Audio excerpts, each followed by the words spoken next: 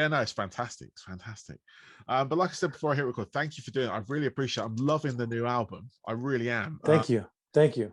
They It was all done on Mac, by the way. Oh, very good. And like I was fortunate to get a copy from Nuclear Blast, which has been absolutely fantastic, getting the advanced copy and just sort of just rinsing that. Like it's been on play for since I got it about a week ago. And I'm loving it. It's a real sort of return to like form, I guess. I mean, not that your previous albums were bad or anything, but it's just got this massive. I'm a massive fan of you guys. I've seen you since back in oh god damn it, back in London in the Astoria. We're talking probably 20 years ago, I think. Yeah, I think it was you guys and I want to say Neurosis, maybe, or someone else. Oh, that's a ways back. That is a ways back. I'm talking, yeah. And I did meet you at the bar upstairs, and I said hello, and you signed my ticket. So thank you. Like 20 years on, thank you for that. No problem, of course.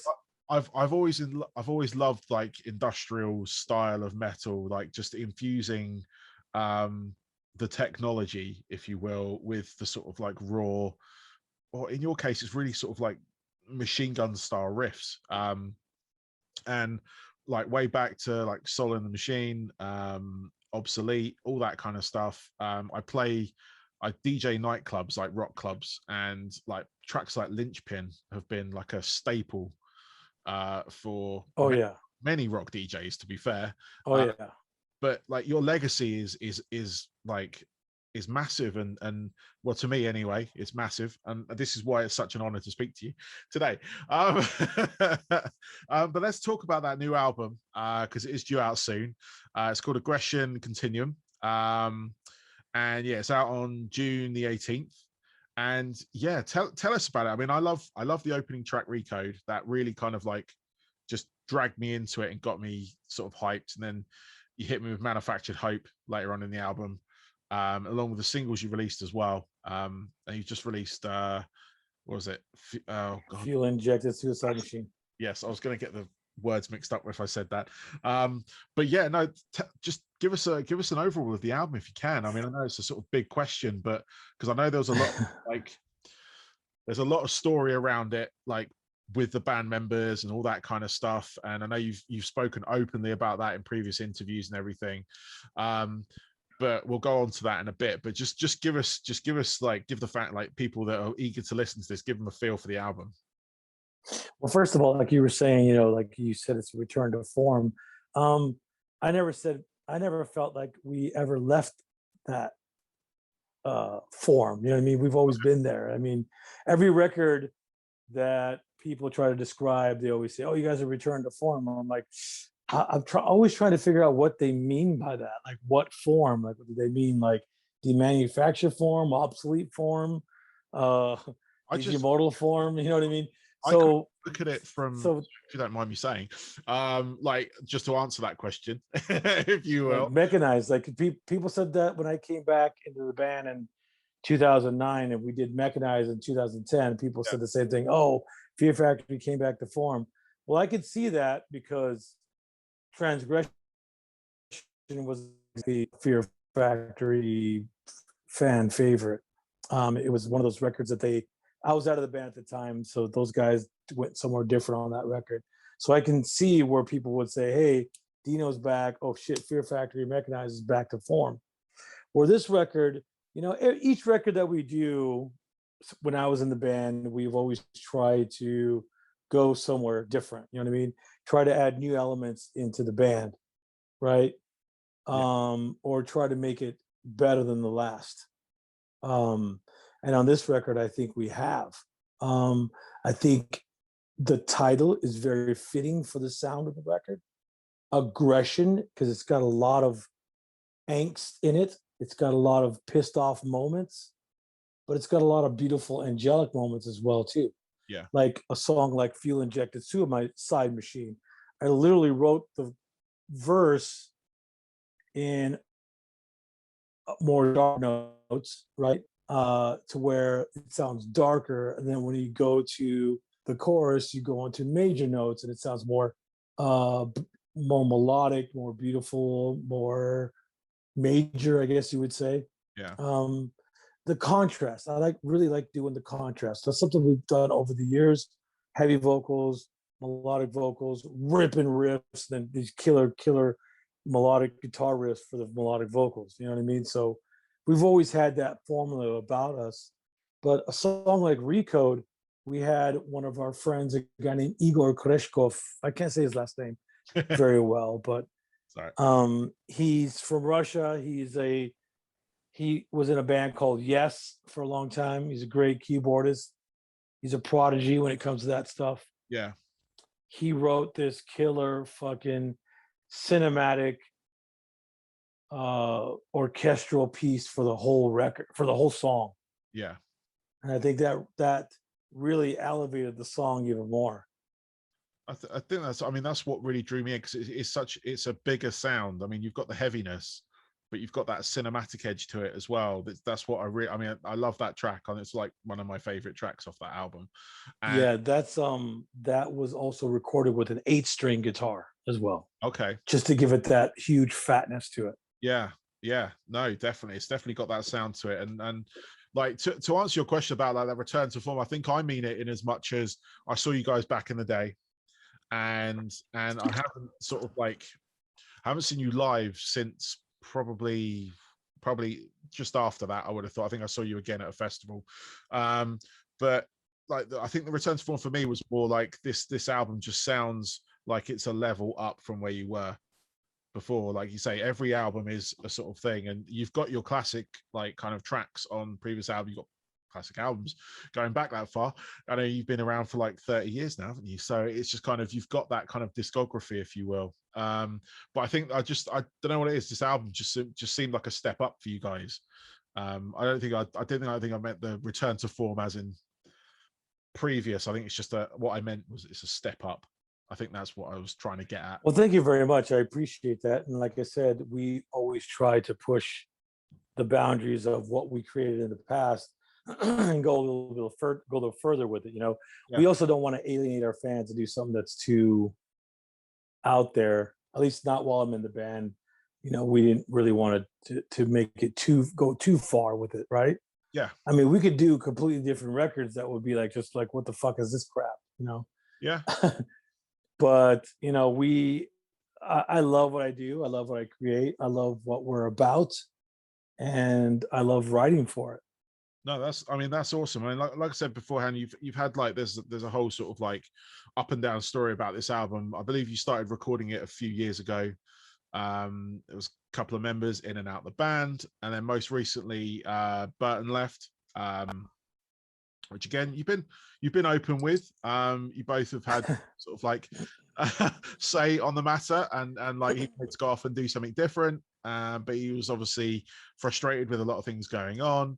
And how do you sort of, obviously you got the fans behind it and stuff like that, but how do you sort of keep going? Because obviously Burton was one of your sort of like co-founders of the band. That's usually quite a big thing when they leave. And obviously, you know, we can talk about, you know, what you're looking at for a replacement on that front in a bit, because that's obviously the question every journalist is probably asking you. But how do you sort of continue going after that? Because I've been in, like, not at your level, but I've been in bands and stuff before. Band members leave. It's always difficult. It's always, regardless of how they left, it's sort of, sometimes it is difficult to kind of like push yourself on. How have you managed to do that? No, it hasn't been difficult for me to push myself on at all whatsoever.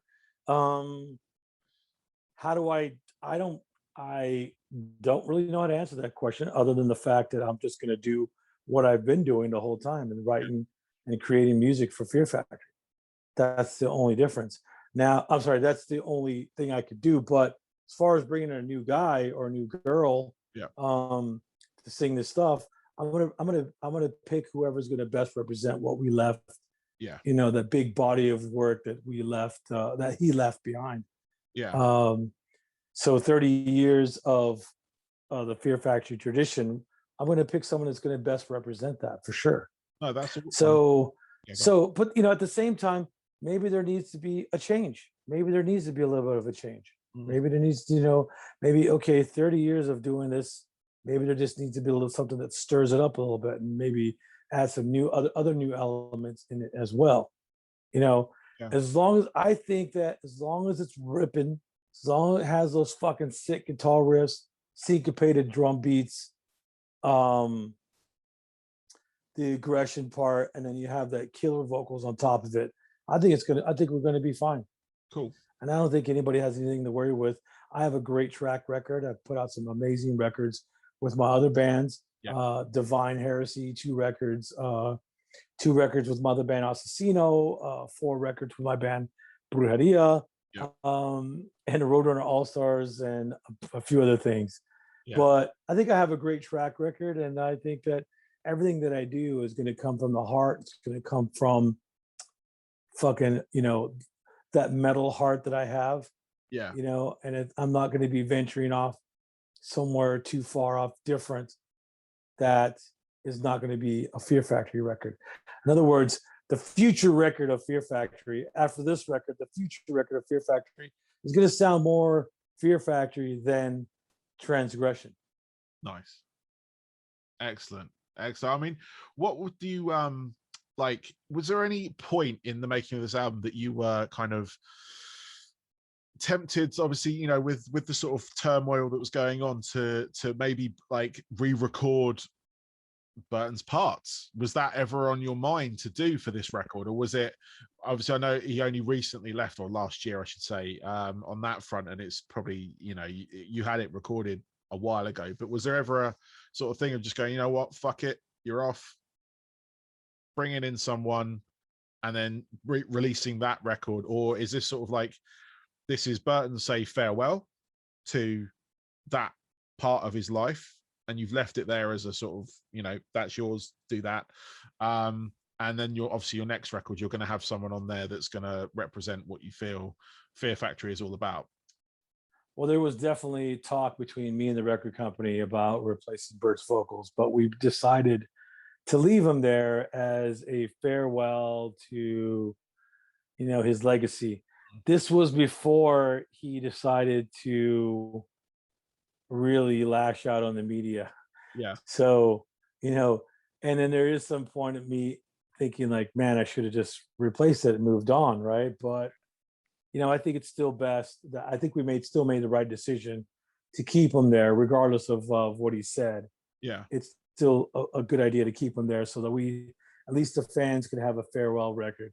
Yeah, I mean that's a good thing about it, because it could always been, oh, what would have it sounded like, and then you'd have that kind of rolling over you for the rest of the album cycle on that front, obviously. Well, I mean, people are going to be able to hear this record with a different singer when we're out there touring. You're going to hear this person singing all the songs from different records, right?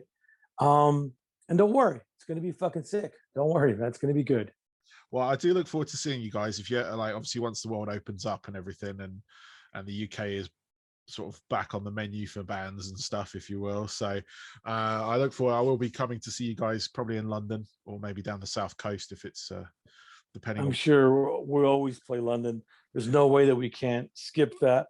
Yeah, that's part of it's part of almost every band stop is London.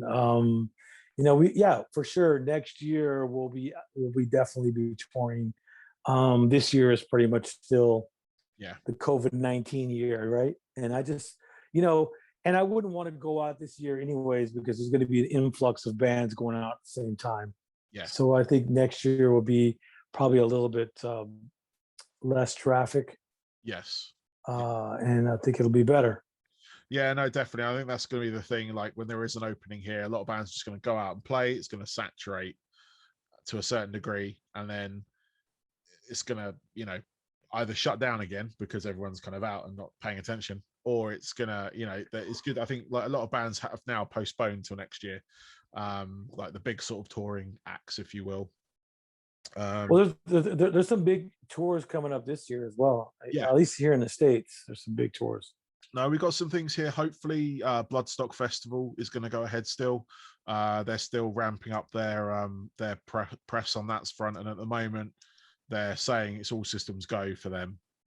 So that's our big one. Obviously, download got affected this year again, so that went by the wayside. So hopefully, Bloodstock will be there, and then hopefully a few others as well around it. So I think Bloodstock will make it. I'm hoping that people are being cautious and being aware that maybe they should go get vaccinated. I know there's a lot of anti-vaxxers, but whatever. I just hope people are able to get vaccinated so we can all go back and tour and do the things that we want to do. Yep. I've had both my vaccines now, so I'm on that train. I'm protected for now. As far as I'm aware, but I've had both injections of the COVID vaccine. So same here. Yeah, good, excellent. Well, I've got a couple of questions left for you because I know I'm conscious of the time I've got with you. But I've just got a couple of quick questions left for you. What I want to find out is, everyone's got their sort of like top 10 albums, but what I want to find out from you is your kind of like honorable mention album. So you've got your top 10 of all time, great, all that. But are there any ones outside that top 10 that you want to give a shout out to? That's a good question. That's a hard one. Because they're all in my my favorite records are my favorite records. There's a lot of them. It's not even just the top 10. It's a lot of favorite records. Okay. Things that help me shape who I am. Yeah. Man, I would have to say Possess, Seven Churches. Okay. Cool. Even though it's like part of my top 50. Yep. It's an honorable mention. Possess, Seven Churches. I mean, it definitely opened the doors for death metal and black metal. Yeah. Back in the early 80s. Wow. There's a lot of you're talking about bands or records? Specifically records. I sort of asked this question, so I tend to go back and listen to these albums just to see where people kind of were at that time. And I'm aware of Possessed. Like a friend who was very much into the sort of black metal like stuff as a kid, well, not as a kid, as a teenager, and those were one of the bands that he listened to quite a lot, so I'm very much aware of those, and it's a fantastic band. There's a great record. There's another good record that's definitely high up there. It's for me, it's the Frontline Assembly, obviously Reese Fulber's band, right? Frontline Assembly, and Bill Lieb put out this record called Millennium. It's about 94, 95.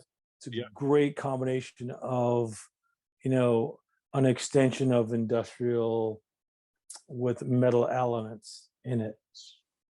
So it's a really good electronic industrial with some metal elements in it. I can't really say it's full on industrial metal, but it's got a lot of guitars in it. Yeah. So cool. Well, I'm going to check those out. It gives me something to go back and listen to afterwards.